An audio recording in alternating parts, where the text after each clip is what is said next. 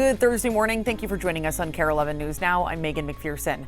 We have some major breaking basketball news this morning. Naz Reid is heading to the Hornets. According to NBA insider Shams Charania, it's part of a major deal that sends the Hornets guard LaMelo Ball and Josh Green to Minnesota. The Timberwolves also giving up several picks in future drafts. This means the Timberwolves will have both the number 1 and number 3 picks from the 2020 NBA draft. That's the year Anthony Edwards and Ball were both drafted. We will be following this story all day long, so stay with Kare 11 for the very latest. This morning, 2 adults and a juvenile are charged after a fire at the vacant Metcalf Junior High in Burnsville.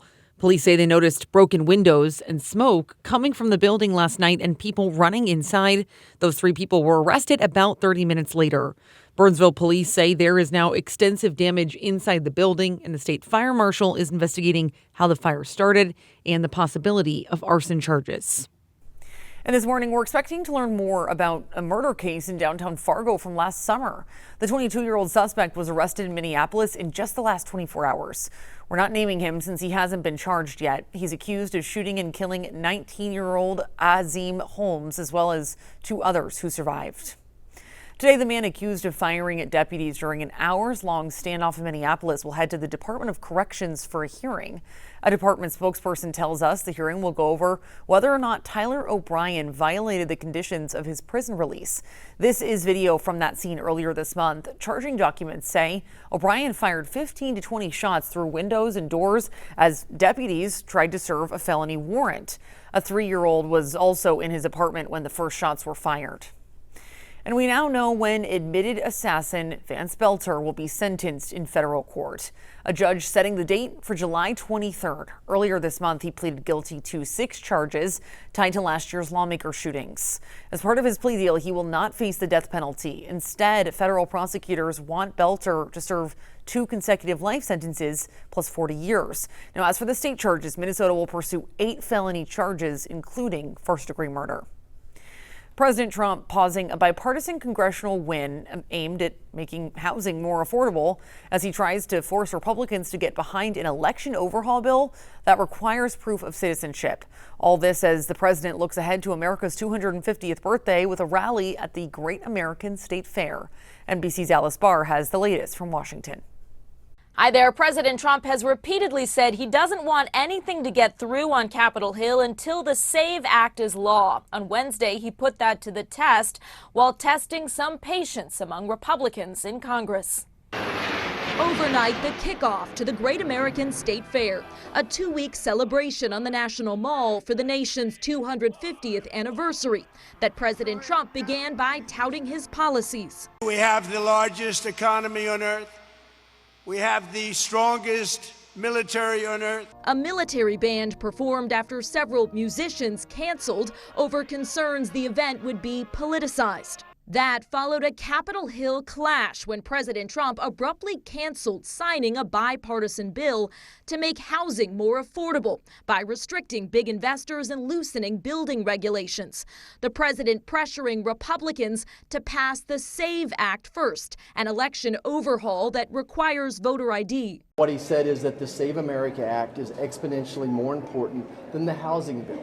Republicans balking at blowing up the filibuster to pass it, as Democrats argue the bill puts too many restrictions on voting. Republicans would rather make it harder to vote than easier to live in an affordable way. President Trump made the case for his priorities in a private meeting with Senate Republicans, where Louisiana Republican Bill Cassidy, who just lost his primary to a Trump-backed challenger, acknowledged a confrontation with the president over the Iran war. I'm not going to be bullied when I'm trying to get answers for the American people. Senator Cassidy later got a White House briefing and then voted against a largely symbolic resolution to curb President Trump's war powers in Iran that failed in the Senate, one day after a similar measure passed with Cassidy's backing. House Speaker Mike Johnson said he would speak to President Trump about signing the housing bill that Republicans do want to run on in the midterms, while the speaker stressed the importance of the SAVE Act that also requires proof of citizenship and puts new limits on mail-in ballots, one of Democrats' key objections. In Washington, Alice Barr, NBC News. This morning, two Somali American sisters say they're ready to file a police report after a now viral TikTok video appears to show a Shakopee couple yelling at them. Take a look. Did I steal your money? You steal. That video has nearly 2 million views on TikTok. The sisters say they were leaving a home tour in Shakopee when the couple approached them and said, "We don't want you guys here," and accused them of stealing money. To just take a group and say the entire Somali population does fraud, it's very heartbreaking. We've been in this country. We were born and raised here. Our parents have been here for a very long time. We don't own any businesses. We are very hardworking individuals. In a statement, the couple's lawyer said, quote, "This incomplete video is being used to coordinate a cyberbullying campaign against an honest, patriotic, kind, and hardworking family." The statement goes on to say the video lacks critical context, arguing the couple was provoked and had racial slurs said to them. We also have to get to breaking news out of Venezuela. The death toll is rising after a pair of powerful earthquakes hit in just the last 12 hours. Right now, we know at least 164 people have been killed. Nearly 1,000 are hurt. Audrey Russo has the latest. Good morning. Rescue crews are working around the clock in Caracas. Overnight, new images coming in of the aftermath, including this video right here where onlookers applaud a survivor being pulled from the rubble. You can see a little thumbs up there. And the earthquakes coming in at a magnitude 7.2 and a 7.5. Now, Venezuela's acting president, Delcy Rodriguez, is declaring a state of emergency in the country. The 7.5 quake is Venezuela's strongest earthquake in more than a century. Right now, the nation's main airport is closed and natural gas service is knocked out in parts of the country.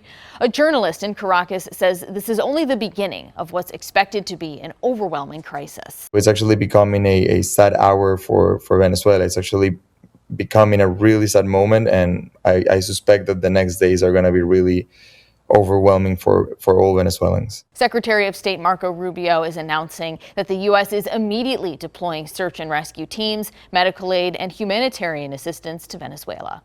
Back to you. This morning, a data center proposal faces controversy in a small northern Minnesota town. Google hosted a packed open house last night for its proposal in Hermantown, which is about 15 minutes west of Duluth. The nearly $2 billion data center would be designed to support artificial intelligence. Many in favor of it support the jobs and economic impact it would bring to the area. But others are worried about its potentially massive electricity consumption and its water usage. To me, we'd be better off without them. Many years ago, we were begging Google to come and invest here, and today I think we should be thanking them for coming and investing here. Leaders with Google say they hosted the event to try to be as transparent as possible about the process. It's the last big day of competition at the Special Olympics USA Games here in Minneapolis. Every event is handing out hardware, including basketball, pickleball, and golf. Minnesota is up to 49 gold medals so far. Tomorrow, there's just a handful of events and then the closing ceremony. Minnesota will pass the torch to the Ohio delegation as Cleveland will host the next USA Games in 2030. Trending this morning, St. Paul police are recognizing the best in their ranks, honoring the department's first ever Volunteer of the Year. The department says Alan Madison, who's been part of St. Paul's Reserve Unit for more than 40 years, has shaped generations of reserve officers. Leaders say he's played a vital role in training members, coordinating operations for special events, and he's also shown a deep dedication for public service. We've made a lot of friends throughout with the reserve program, a lot of camaraderie. We've helped with different academies as well as a regular academy, and we'll be doing that tomorrow again as role players, so which we really enjoy being asked to help with them. St. Paul Police also recognized its officer, detective, and professional staff member of the year. Stick with us. More news and weather is coming up after the break.